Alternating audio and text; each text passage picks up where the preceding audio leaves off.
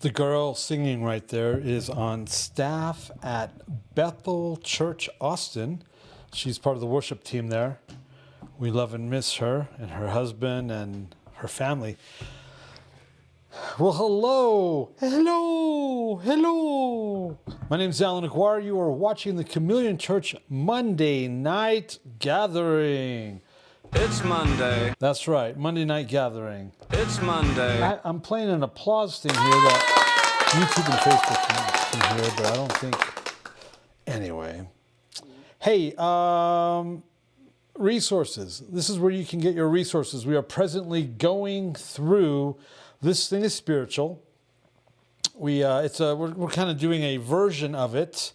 The parts that I thought were really important that we needed to go through as a group, as a community, on our Monday Night Gathering. Looking forward to it. We've just started. I think we're in week 6 or week 7 or something like that. We've got quite a ways to go. I'm also trying to buy myself some time to write the second field manual, which I'm not doing a good job of.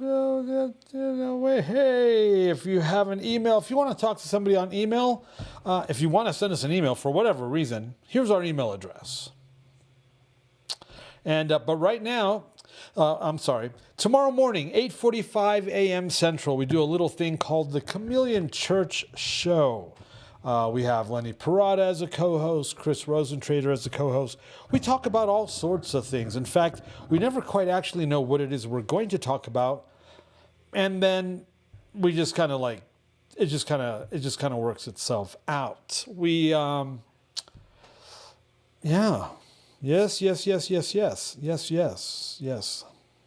5th year, March. Oh, we're in April now. Anyway, last month was our 5th year anniversary for that show. But right now, you're watching the Chameleon Church Monday Night Gathering, and welcome to the Monday Night Gathering.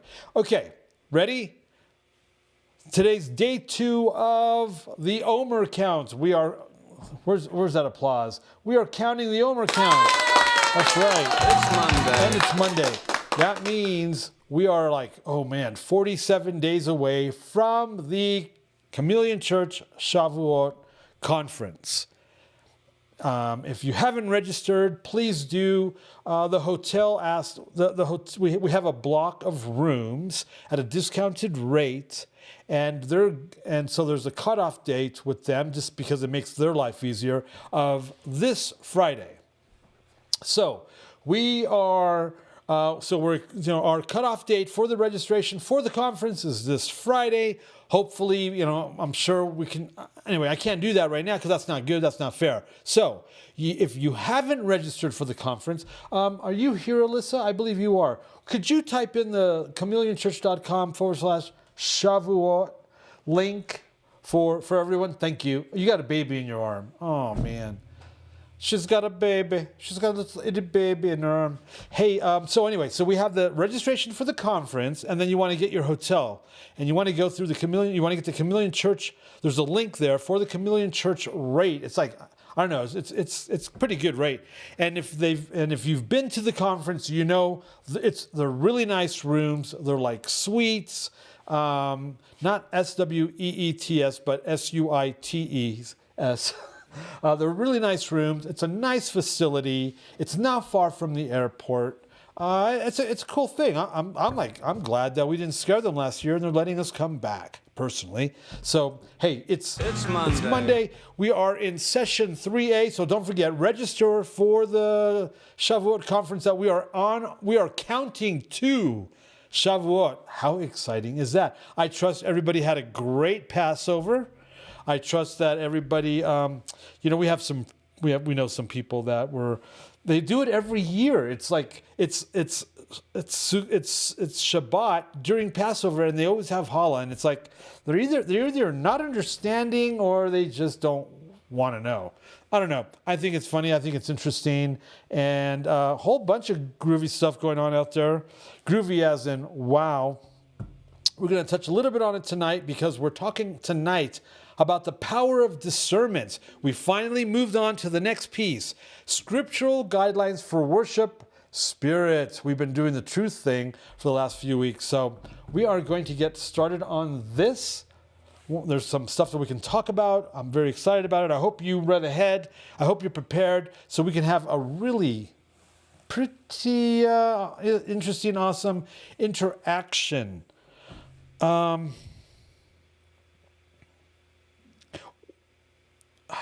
mean, do I leave this for like a Chameleon Church show, or do I mention now?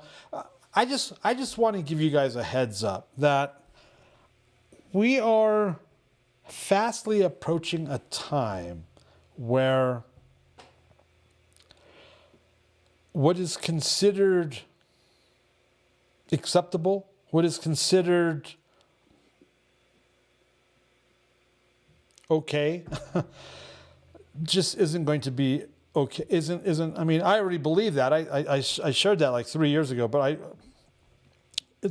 we're fastly approaching that time period where it's just not, business as usual will not be accepted or tolerated by the Spirit, by the Holy Spirit. And because things are funneling into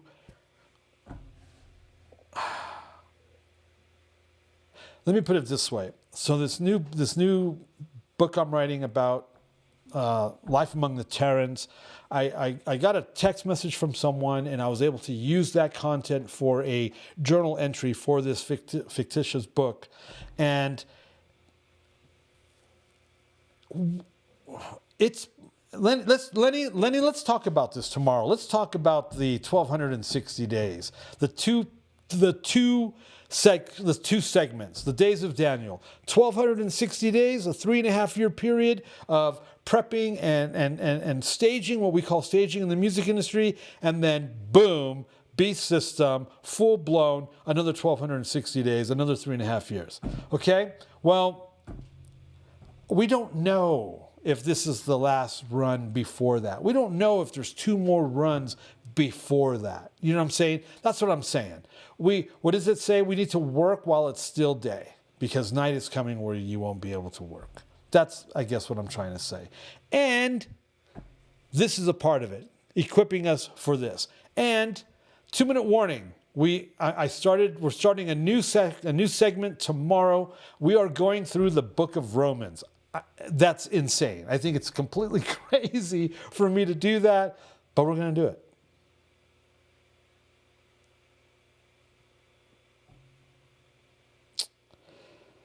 All right, Father, open the eyes of the understanding of your people. You would bring grace, a quickening, your spirit of wisdom and revelation as we discuss what we're going to discuss tonight. All right, are we all good? Everyone ready to go? Okay, here we go. All right. The Power of Discernment, scriptural guidelines for worship, spirit. And I have a slide. Look at this. And this is my prayer, that your love may abound more and more in knowledge and depth of insight, another word for discernment, so that you may be able to discern what is best and may be pure and blameless for the day of Christ or Messiah, filled with the fruit of righteousness that comes through Jesus Christ to the glory and praise of God. I want you to understand what it is, the core of these 2 verses or 3 verses. That your love may abound more and more in what? Knowledge, depth of insight. Why? So that you may be able to discern what is best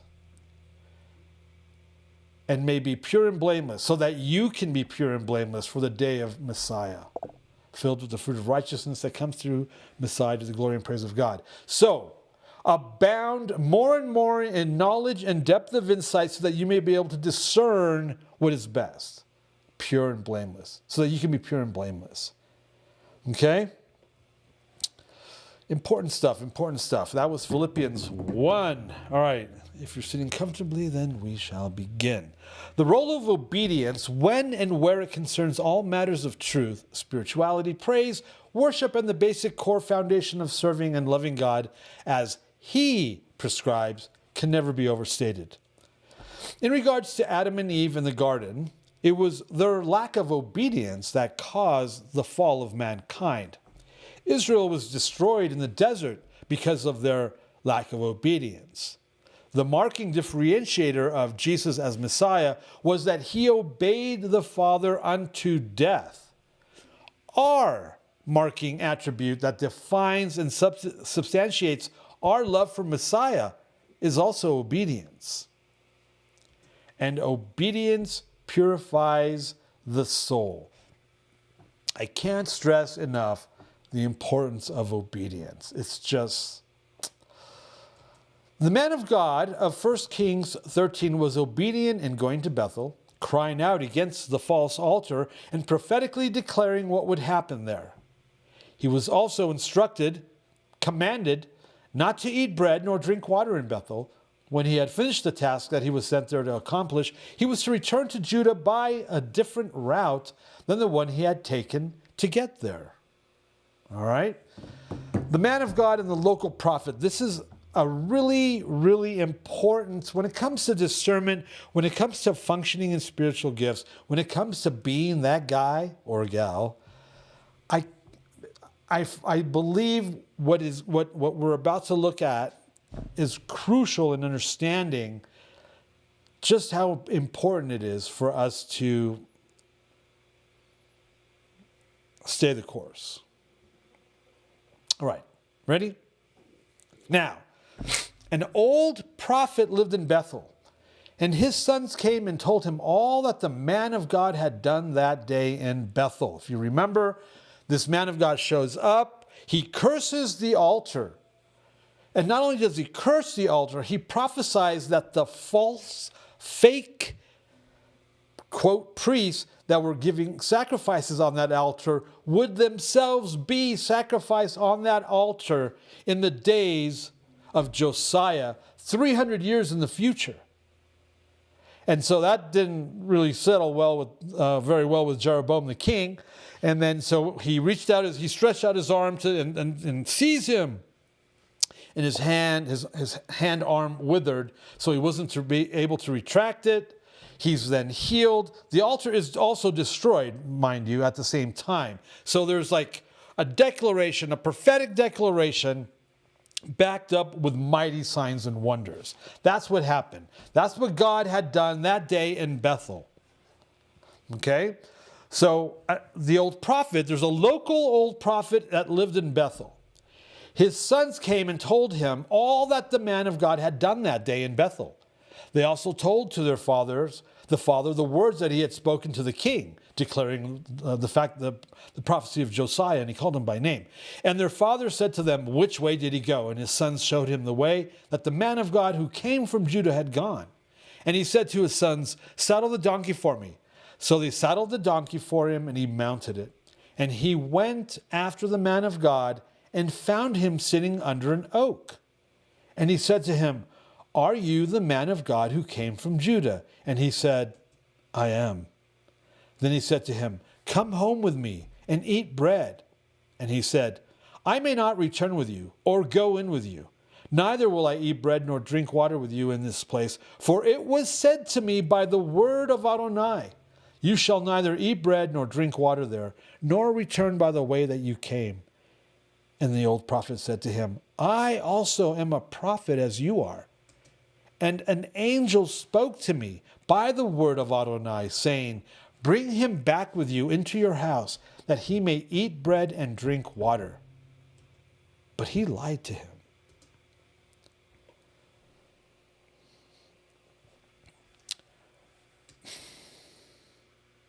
I'm constantly championing the critical importance of discernment. I haven't a clue how one could even consider succeeding in this walk of faith without it.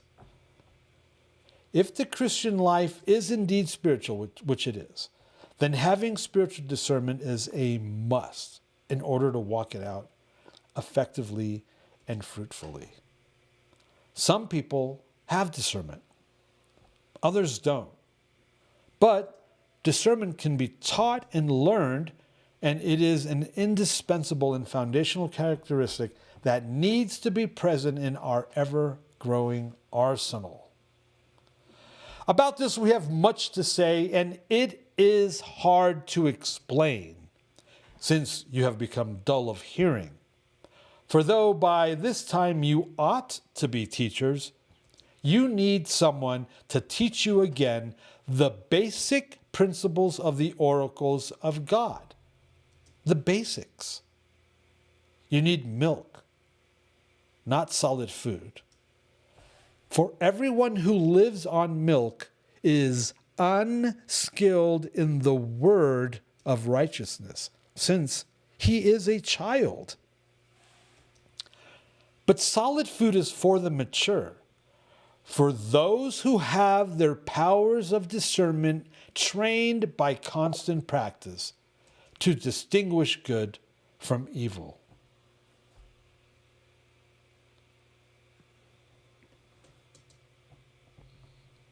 The lack of discernment, physical and or spiritual, is synonymous with being dull of hearing, unskilled, childish, and immature, just in the above passage from Hebrews alone. The disciples' inability to grasp the teachings of Jesus was attributed to their lack of understanding. For example, in Matthew 15:16, where the Greek word for understanding is asuneros. I don't even know if that's how you pronounce it. I don't know Greek. But the meaning in the Strong's is unintelligent, stupid, foolish. One of the spiritual gifts that we'll look into later is the discernment of spirits, a gift that Jesus functioned in and bestowed on the disciples. This is a very important gift, and the lack of it leads to unsound spiritual conclusions, situations, and belief systems. We must have our powers of discernment trained by constant practice to distinguish good from evil. Now, the local prophet went out to meet the man of God of 1 Kings 13 that had boldly prophesied about and against the false altar of Bethel. When the old prophet asked if he was the man of God from Judah, he replied, I am. An invitation to sup with the old prophet was extended, as it was common protocol to do so. The man of God explained how he had been instructed not to eat or drink in that place and to take a different route back to Judah. I also am a prophet as you are, replied the old local prophet. Up until now, the term, the office of, the spiritual gift, and or anointing of prophet hasn't been attributed to this man of God. It was now being attributed to him by this old local prophet, who finished the sentence with, and an angel spoke to me by the word of Adonai, saying, bring him back with you into your house, that he may eat bread and drink water. And it was a lie. The old man wasn't lying about being a prophet. 1 Kings 13:11 clearly states that he was an old prophet and that he lived in Bethel. He's Bethel's local prophet. He was lying to the man of God about being visited by an angel that spoke to him by the word of Adonai, telling him to bring the man of God back to his house with him so that he could eat bread and drink water. Inviting him, telling him to do exactly what he was told not to do. The very last thing that God had told the man of God not to do. Okay. This man of God boldly declared a curse against a false altar, that it would be destroyed, and it is. It's literally destroyed then and there. He declares prophetically that on that same altar, in that same spot, that same location, Josiah, 300 years in the future, he names them, would sacrifice the false priests on that same very altar. This guy has some mojo. This guy is happening. He hears God correctly. He's able to back it up with signs and wonders. He's the real thing. If he was able to be deceived with a lie, how much more you and I? this is gonna sound weird to me. So it's gonna sound even weirder to you. Remember how Paul said, I speak in tongues more than all of you. Well, I would bet that I have probably functioned at a level of discernment or blah, blah, blah, blah, blah, more than the majority of us. If this guy can get sidetracked, sideswiped, broadsided with a lie, how much more you and I? Adam and Eve weren't human like you and I. They were immortals. And they were seduced and deceived.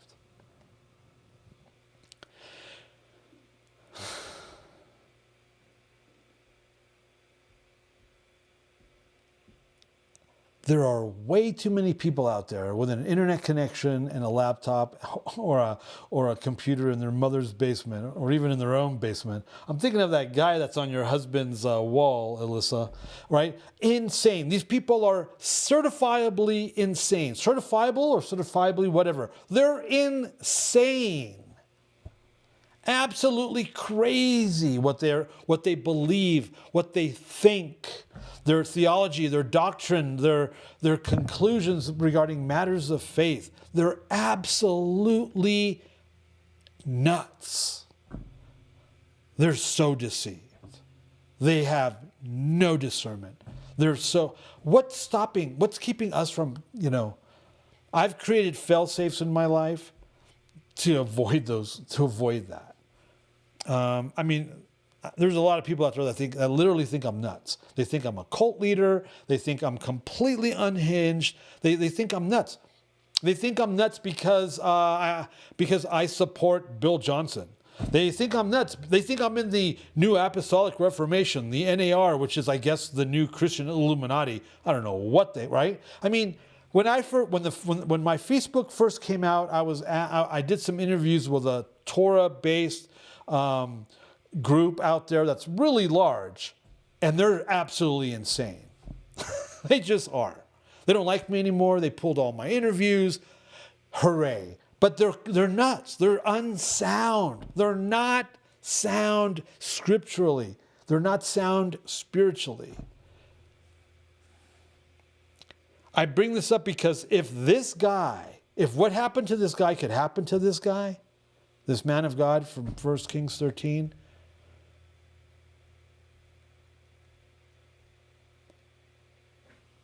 what's really weird to me is that Christians don't believe this can happen to them because of Jesus. It's as if they've got like this,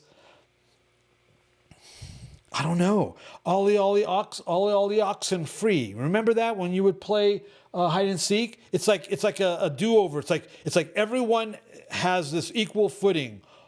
Is it ollie oxen free or all the oxen free, right? It's kind of like you get a free pass. For some reason, Christianity thinks that Jesus has given us a free pass from being sifted, deceived, lied to, sabotaged, broadsided by the enemy. Where does it say that? I don't see that anywhere. I don't see that in the Gospels. I don't see that in the epistles. I don't see that anywhere.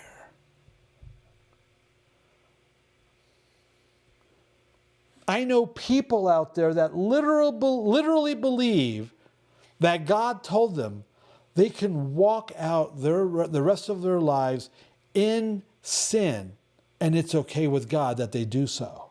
And it's sexual sin. And it's like, what? See, we're so good at not only deceiving ourselves, but allowing ourselves to be deceived, to live a life that we want, to live a life that we desire, that might be contrary to the Word of God. We will actually allow ourselves to be deceived to the point of being able to say, it's okay. God said it was okay.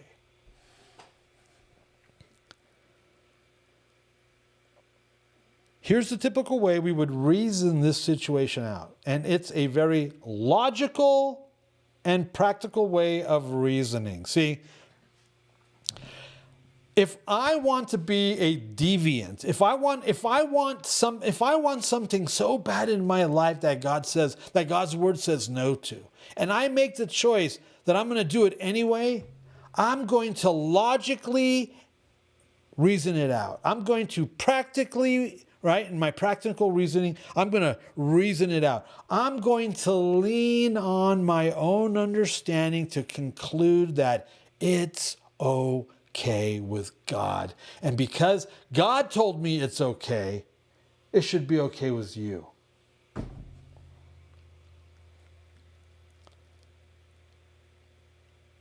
That's just crazy. So, here's the typical way we would reason this situation out, and it's a very logical and practical way of reasoning.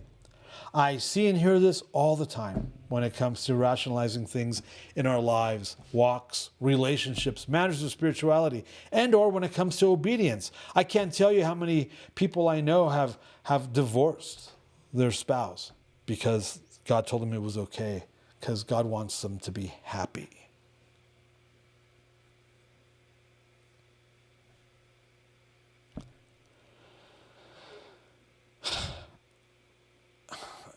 The old man is a prophet. We know this for a fact. He's a prophet. He's not only old, he's the local prophet, which now begs the question, why wasn't he sent to go do this task? Because he's probably compromised. Well, how could you possibly suggest that he's compromised, Alan? He's a liar. He lied to the man of God. If you're doing what you're supposed to be doing, if you're obeying God the way you're supposed to be obeying God, if you're keeping his covenants and precepts the way you're supposed to be keeping his covenants and precepts, you're probably more than likely not a liar.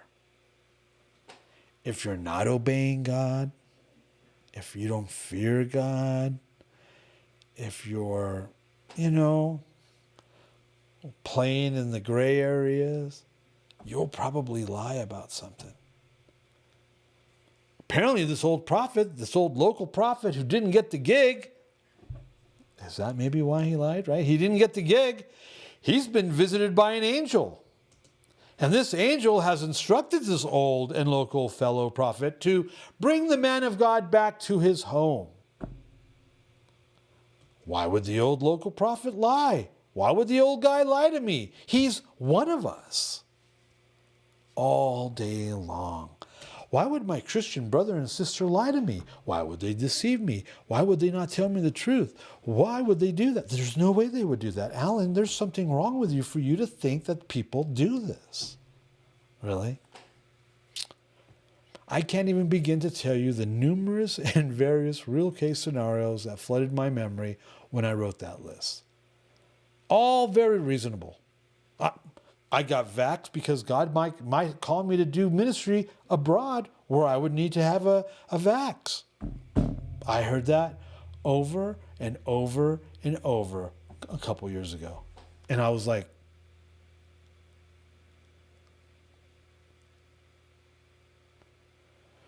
Alan, I'm a pastor and I need to be able to provide for my family, so I got the mark. How else am I going to buy or sell or trade or provide for my family or keep my apartment or my house and pay my mortgage? See, that's a lot easier.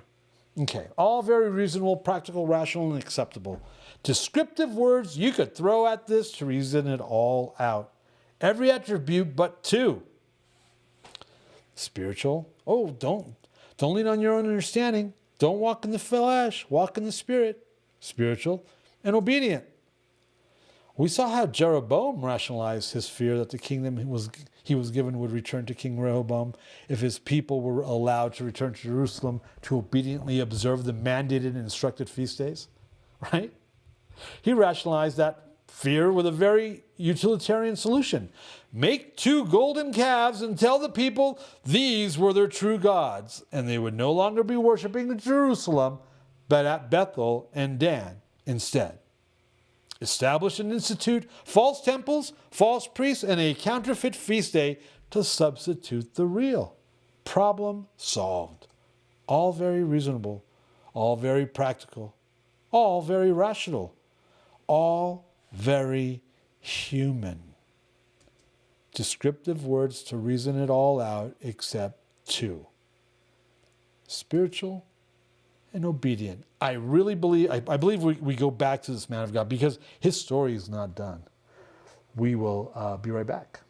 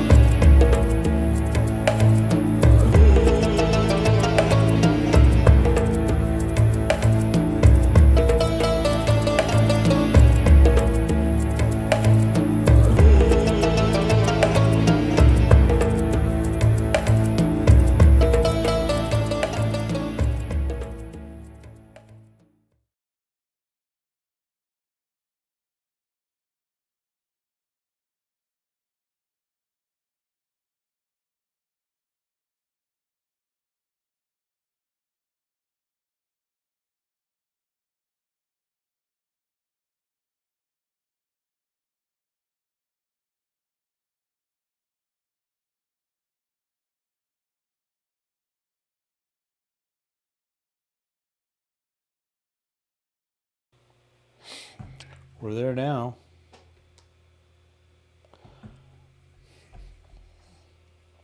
Hello, everyone. Hey. Hey. Dude, thanks for posting that information about that family. That's not cool, dude. That sucks. That's heartbreaking. Yeah, it really is. It's like, wow. What do you do at that point? You know what I mean? I don't know, man. For us, I guess we just intercede, but I can't imagine being in his place. No. We're talking about a family that apparently the Palestinians shot him up. And dang. 2 of the daughters were killed in the gunfire, and then the mother succumbed to wounds in Israel. That sucks. No bueno, no bueno. Thanks for sharing that. And I didn't know that. I don't watch a lot of news. I try to avoid I don't watch a lot of TV. I'm not avoiding anything. I just don't watch a lot of TV. But Yeah, I get email from certain places, and that's how I found out about it. Yeah. So I agree with you, man.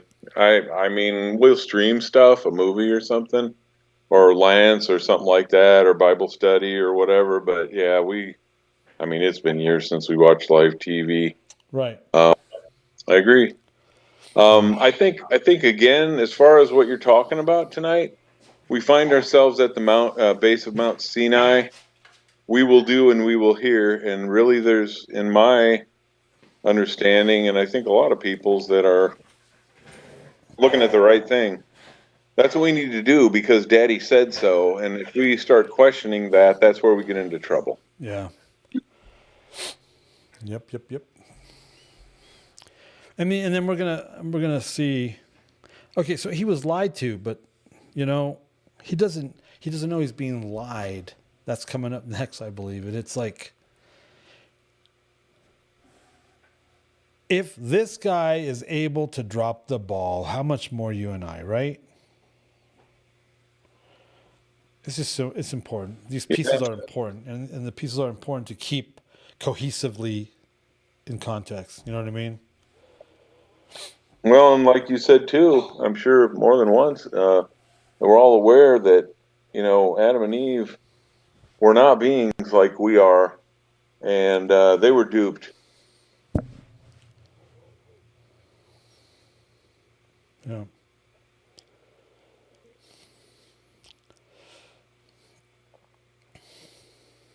Got to maintain that frequency, man. Keep that frequency open and put our blinders on for all the other ones.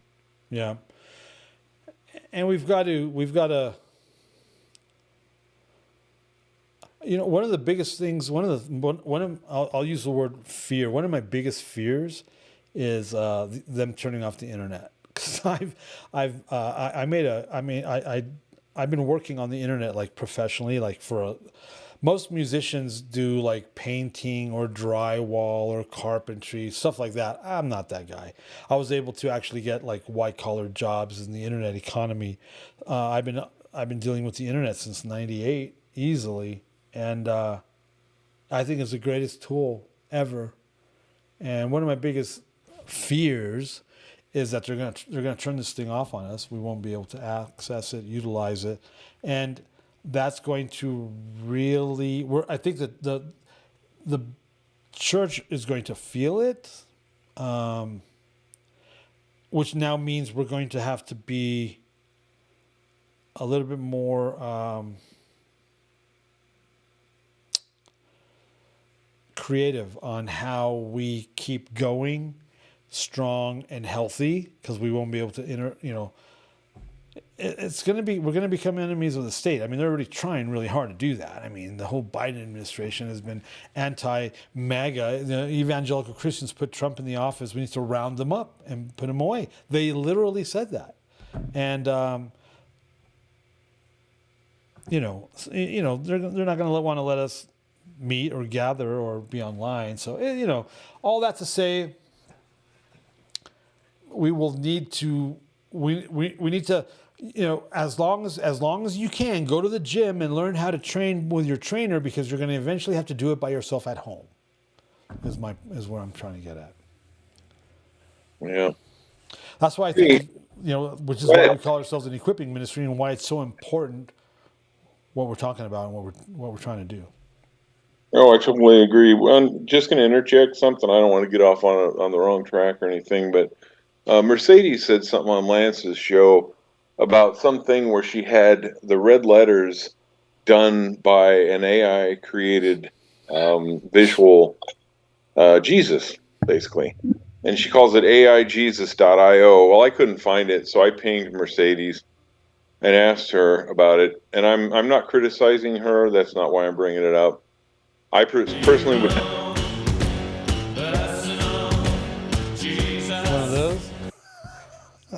Yeah, or I'd plug in the word jihad, but that's just me. So anyway, yeah, I digress. So I'm just, man, I don't know. We just, we gotta watch out. We gotta get focused. I don't know. I guess I'm running around in circles like, oh, there's no other way. It's definitely interesting. Definitely interesting.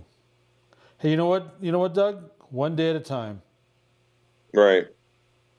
Line upon line. That's all we can do. It's one day at a time.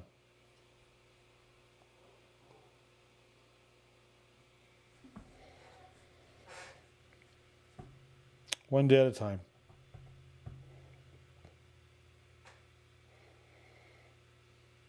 Amen, brother.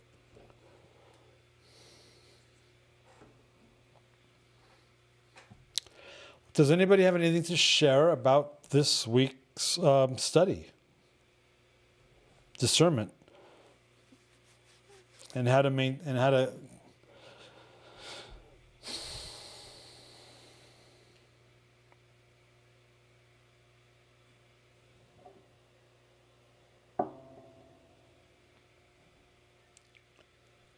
Can you hear me, Alan? Yes. Oh, good, because I'm on my phone. I'm not on my computer. Oh, technology. I think that it's like everything else that we do in obedience to the Father is that we have to practice. If we're not out there trying to discern, how are we ever going to learn to discern? So I think that we have to be in the scripture, we have to be in prayer, and we have to discern. And because we're human, we're not always going to get it right, but we have the Father and we have the Son to get us out, which is the Father. God is God. So we have that. So I think we shouldn't be afraid to practice, and don't start out on maybe discerning whether you need $5 million, but discern, okay, what do I need to go out, kind of like your treasure hunting. That's discernment in a different way, but you go out and you find that person that God has put on your mind, and there you are. Or you might be out and you might get a word that says, hey, I need to talk to that person. And then you talk to them, and it just keeps kind of growing from there. The other thing that came to me as you were talking tonight, and you were worried about the internet. And I think, Yeshua didn't have the internet, and he had Rome all around him. They didn't really care about him. The Pharisees, the Sadducees, and the rulers of the religious left, as we'll say, had it in for him. But he just went about his business, and people were coming, and they couldn't control that really. And so he kept getting bigger and bigger venues. He's feeding 5,000. That means that 5,000 or more people were coming to see him. There was nothing that Rome was going to really be able to do about that. I mean, they could have, but they chose not to because they didn't feel he was a threat at that point.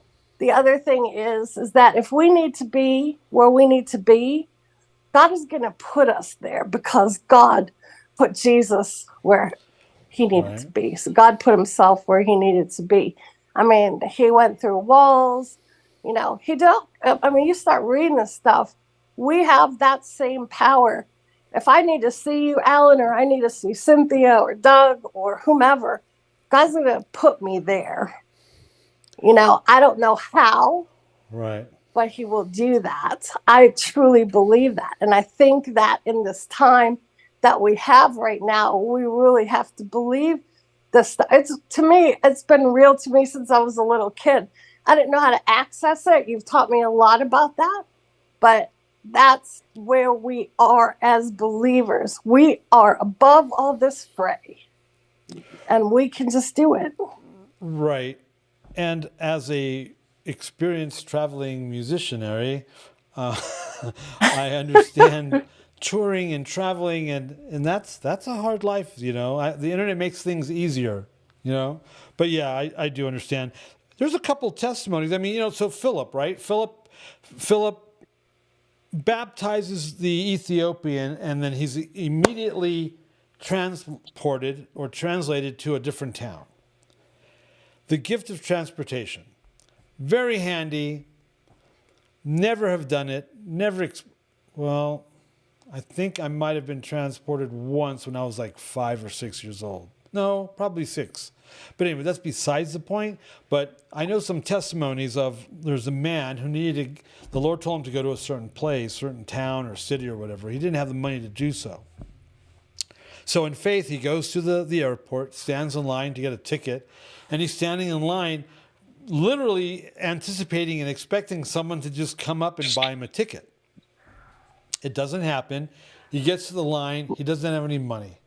The Lord told him to go to the bathroom. So he goes to the bathroom. He's really discouraged because he really thought that while he was in line at the ticket booth, someone would buy him a ticket for this town the Lord told him to go to.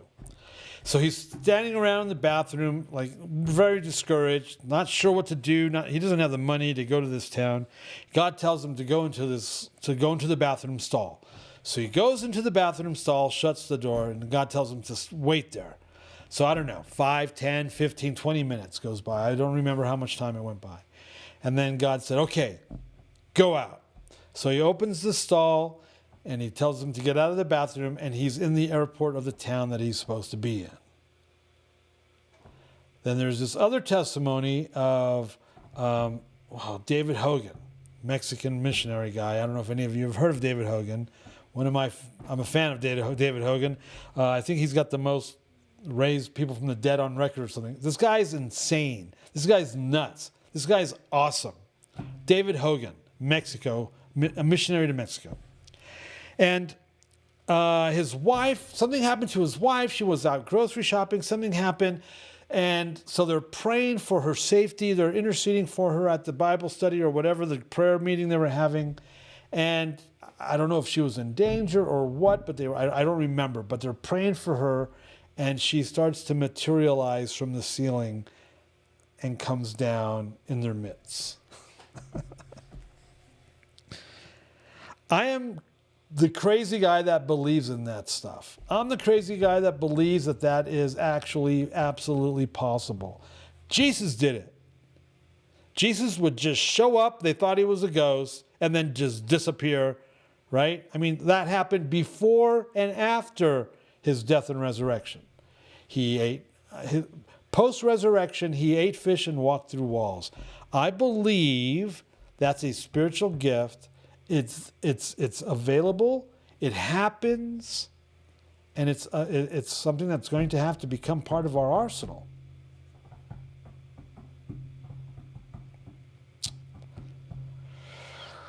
So yes, Jane, I agree with you.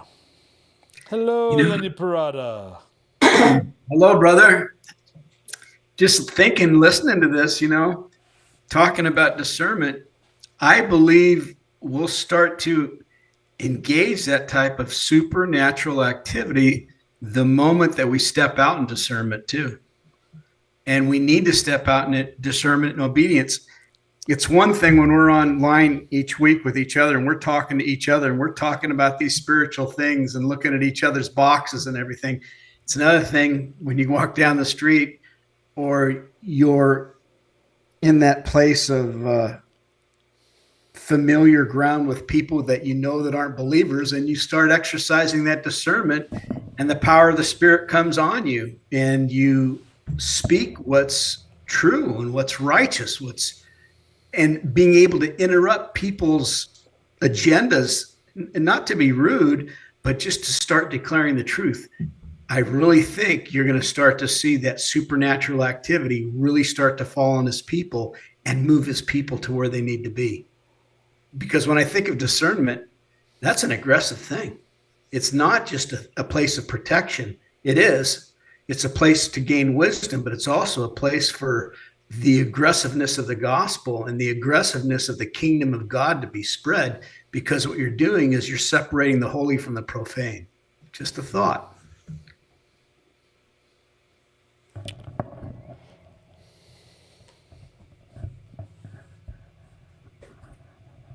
Look at what I got. I got some goodies in the mail. Look what I got.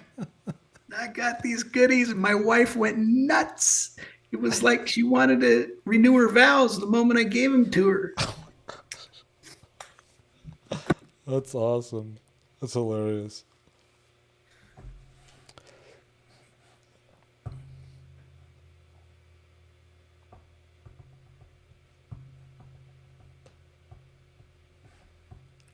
Anyone else? This is going to be an early night.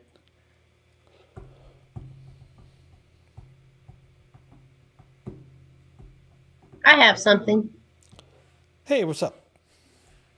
So I had a friend wanted me to go to oh God. It was a church seminar sermon. And I was kind of like undecided whether I should or not, because it's something that I feel like I shouldn't hear. But then I prayed about it and I didn't feel like I should not go. So I went. And when I went there, you all know where I work. So an individual happened to be there. And during the whole process of, I don't know, I was there from, it started at 7. I think it ended about 10:30, 11. But during the whole process, it was like some things I could agree with, some things I could not agree with. And so I just prayed. I felt like I was not supposed to listen or hear it, I would just sit there and pray. And then when I saw this particular individual, that's when it hit me that I was supposed to be there for that reason. And when he went up to have prayer for him, they had different people up there to go pray for individuals. I was just sitting there and I looked up and I saw him going up there.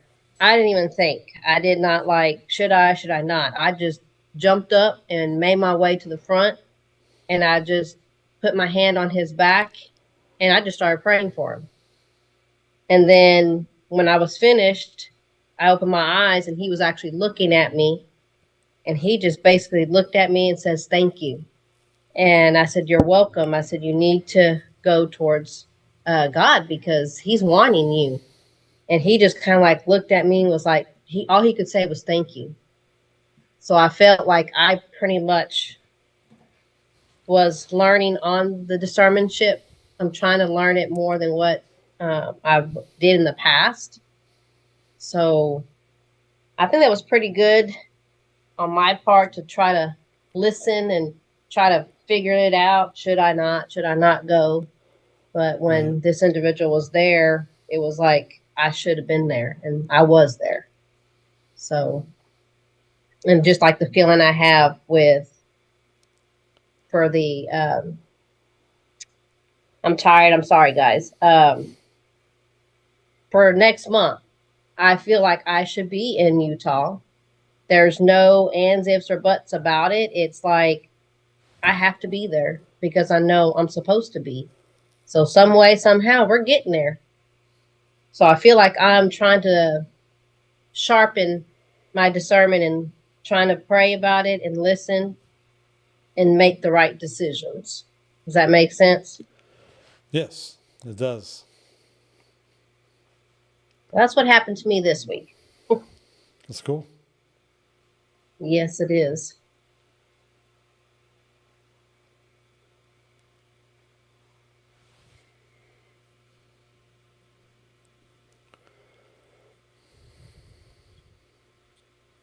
Hello, Alan.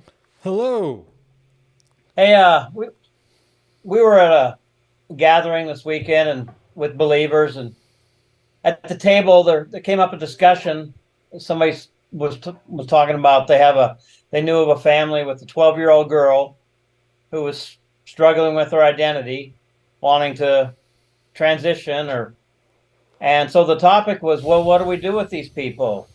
And most everyone around the table was like, well, we need to love them. And then it came up and was like, well, what would Jesus do? And Jesus would love them and he would do it. And I said, well, I tell you what he would do. He would deliver them of demons. And it just was sad to me that wasn't. I said, we need to pray that we have the power of the power to deliver these people of demons. and the mental illness. And the sad part about it to me was that was like the last thing they were really thinking of. And that's kind of where the church is at, that we need to be praying for the church so that we have that power to show them. Right. And use that discernment, what is demonic and what is just kind of some mental illness. Right. So we've got 1,800 years of the church being incapable of functioning in the spiritual realm with any sort of gifts, power, spiritual authority, right? And so because they don't have those things, they've had to learn how to work among them, work with it, because they don't have the authority to, like you said, deliver, cast out. And so that way's just become broader and broader and broader and broader because they don't have the power. It's a form of godliness. They don't have the power, authority, or the spiritual authority to literally correct the man's situation. Right.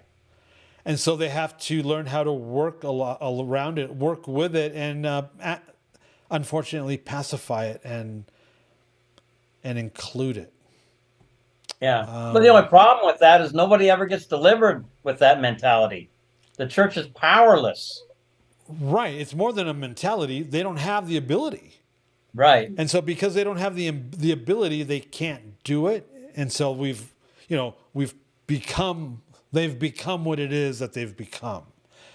And then, guys like us show up and we get them all upset and we piss them off and we threaten them and we scare them and blah, blah, blah, blah, blah, blah, blah. Who's all your friends? And then we're the bad guys, right? We're the bad guys. We're the ones that need deliverance because no one in their right mind would have the brains or the what's the word for cojones, the sand to actually stand up against that. And so we make them look bad. We insult them. When you show up, when the pastor can't do, oh man, it gets ugly.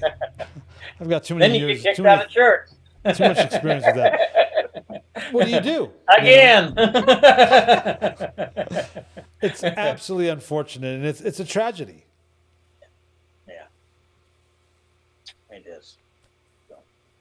But we're still plowing through. Yeah, it sucks.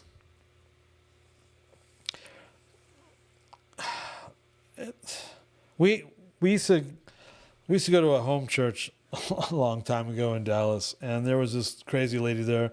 I remember when she first showed up. Sunday morning, we're listening to the guy preach, and both my wife and I look at the door, and 5 seconds later, in comes this demonic person. It's like, and we're the only ones that are paying attention. We're the only ones that have the discernment to know something's coming, and there they are. So she started going to this home church, and I don't know, multiple personalities and blah, blah, blah, blah, blah. And I remember there was this one night she shows up and she can't talk. So she's writing things down and everyone's pacifying it. They're feeding into it. They're like enabling it. And I'm just like, no. And so she walked up to me and started writing. I'm like, no, get that freaking pad of paper out of my face. Use your words. It's like I have zero tolerance for that stuff. Zero. No tolerance for it whatsoever. So I'm freaking everybody out because I'm yelling at this dumbass for writing stuff down and not talking. I know she can talk, but apparently this particular person, you know what? I will punch you all in the freaking throat. I don't have any tolerance for it. None. Are you insane? No. I'm that guy. And she didn't want to be delivered. So my hands were tied. There's nothing I can do. Just don't touch me. Stay away from me. It's not my house. It's not my home church. Not my monkey. Not my freaking circus. But while you're here, you will use your words or don't engage me and don't touch me. That's all I can do at that point. Hey man, I don't need your help. I can trigger myself.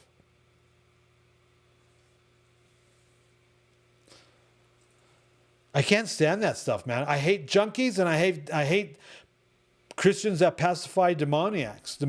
I can't stand it.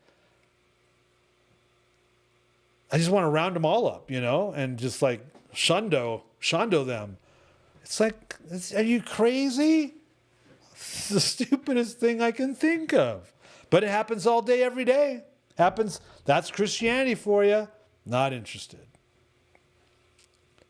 And if you find yourself in that situation and you don't have the means to cast them out, don't. Because that's the last thing you should do that's not what you're supposed to do. They'll jump, There's transference of spirits. It's no bueno. It's not good, It's something that you don't lay hands on people hastily. You need to know that what you're doing is what you're supposed to be doing when you're doing it,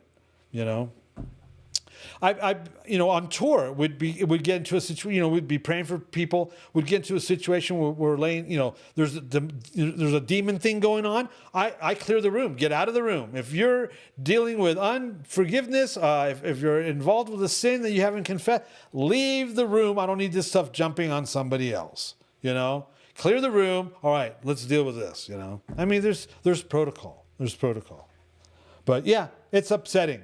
Because they are demonized, 1,000%. They are absolutely demonized. No doubt about it. And you can get pulled for saying that. You can get in trouble for saying that. That's hate speech. That's blah, blah, blah, blah, blah, blah, blah. And what are you going to do? And it's only going to get worse. It's only going to get worse, man.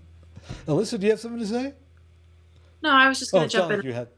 It looked like you wanted to share something. Well, you kind of said what I was going to say. Like, you don't like people that just put up with it or whatever. But I think that's just kind of speaks to the fact that the church has lost so much of the gifts and so much of the power that they have or should have through the Holy Spirit and through the giftings, because they put up with this stuff and they rationalize it and they keep them under the guise of love because they don't have the power to deal with it. So I guess that's all I was going to say. You kind of touched on it a little bit, but like, instead of dealing with the issues, they will use this like cheap excuse of love to kind of like not deal with the problem because they don't have the power to take care of it, or the authority to take care of it. That's really all.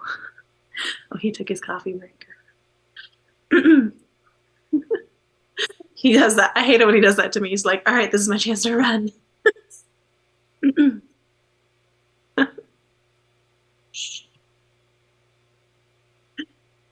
Alyssa, isn't it also, we're so much more sophisticated now. It isn't about demons and the spiritual world. I mean, it's medical. It's something that has to be accepted, or it'll be taken care of medically. Or, I mean, it's this kind of double-mindedness. Yeah, we believe in the Spirit of God, but this can't be spiritual. It has to be, some scientific thing, as if science were not created by God. I mean, yeah. So I can only trust. For me, the only thing I can trust in is just to do the last thing God told me to do. Because if I can't grow, if I'm stuck somewhere, it's probably because I haven't done what He wanted me to do just, a week ago, let's say. And now I need to move forward, and I don't get anything new until I actually do what God told me to do. I mean, the man of God could have said to the old local prophet, well, thank you and all of that, but God told me I had to go another way. I'll see you later, and do what God told him to do instead of falling into the deception. So I don't know. And Jeroboam, I mean, the whole thing with him isn't it God who told him? Did God actually tell Jeroboam He was going to give him the 10 tribes? And then if that's the case, why didn't he believe that? Why did he think, God is going to give me the 10 tribes, but, I have to do this because they might run away from me. I don't understand. There's no relationship with God, and took things into his own hands. So I just have to do what the last thing God told me to do. There you go. The beautiful thing is that God will actually create things and scenarios to pressure you into doing the wrong thing, to test you, to do the right but thing. the test the test is there, but what are you going to do? Are you going to flunk it, or are you going to do what God told you to do? Absolutely. Absolutely. Like I said, that's the only thing I can hang on to, is just to do what God told me to do. The curveball is an angel came to me and said, yeah, but that angel didn't come to me. God told me this, so I'm out of here. I'll see you later. Right. Well, I would even venture to say that a lot of times, like maybe in Jeroboam's case and all this, like we tend to overcomplicate it. Like God gives us something, and so whatever he says, we decide that's not good enough, so we have to add on top of it and start doing our own things to like over spiritualize it or make it look a certain way, rather than just being like simply obedient and doing that thing. Like we start to overcomplicate it and end up twisting ourselves and ending up in a ditch. And also we succumb to our own pride, that we should be doing this. We should know this. We should, the people I hang out with do this. I should do this. But I gotta tell you, I have to do whatever God tells me to do. It's the only safe place for me.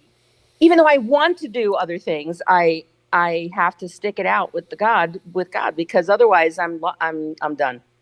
Yeah.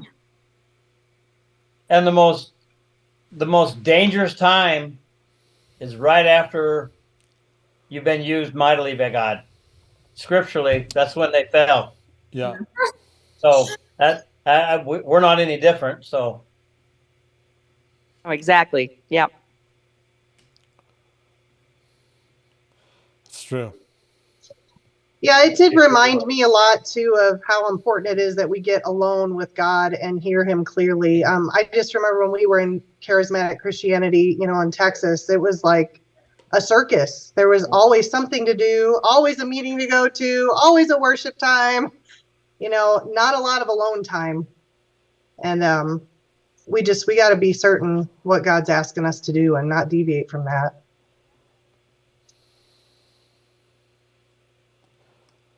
It's true. We have to constantly be on. I mean, we can't let our guard down. They don't sleep. You know what I'm saying? We have to. It's not for the faint of heart. It's not for the weak-minded or the faint of heart. You have to have a resolve that I'm going to be obedient unto death. I mean, that's really what it comes down to. Because if you don't make the decision to be like Messiah and be obedient unto death, you will come to the place where you'll probably compromise.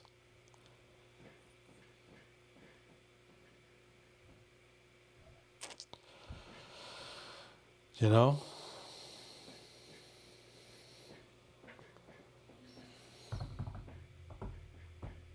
cool. Anyone else? Room for one more. Room for one more. Willoughby. Next stop, Willoughby. I can't believe I just did that. Does anybody know what that's from?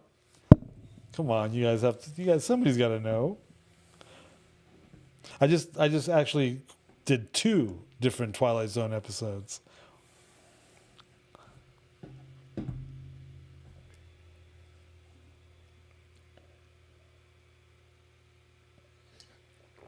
No? Well, alrighty then. Hey, tomorrow morning, 8:45 a.m. Central, the Chameleon Church Show. Be there or be rectangular.